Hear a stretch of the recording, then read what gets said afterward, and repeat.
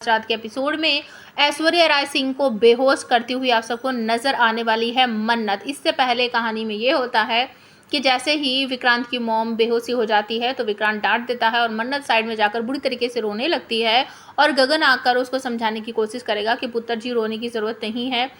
तुम जो कह रही हो मैं समझ सकता हूँ, ज़रूर इसमें किसी की साजिश हो सकती है, मुझे ऐसा लगता है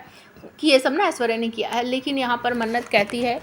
कि नहीं, इस बार ऐश्वर्या राय मैम की कोई भी गलती नहीं है। तो एक तरह से ये जो मामला है ये सॉर्ट आउट हो जाता है और उसके बाद अचानक से मन्नत के पास फ़ोन आता है हॉस्पिटल से कि आपकी माँ की जो सर्जरी वगैरह है वो हमें अभी तुरंत ही करनी पड़ेगी, नहीं तो उनकी जान जो है वो खतरे में पड़ सकती है। तो अब मन्नत को समझ नहीं आता कि वो क्या करे, कैसे करे, कहाँ से डोनर लाए, क्योंकि डोनर तो उसके पास है ही नहीं। और आपको ये भी देखने को मिलेगा तभी अचानक से उसके मन में एक प्लान बनता है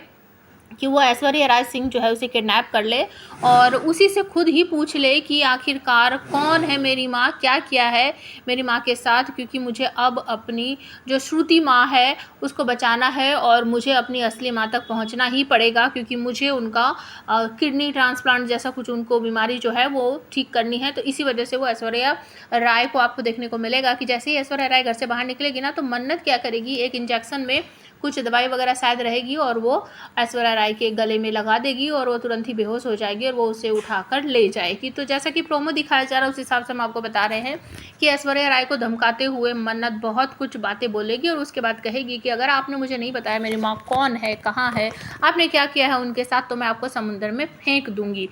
ऐश्वर्या राय बहुत ज़्यादा घबरा जाती है, वो किसी से नहीं डरती है, किसी से नहीं घबराती है, लेकिन सिर्फ अपनी मौत से डरती है। इसी वजह से वो अचानक से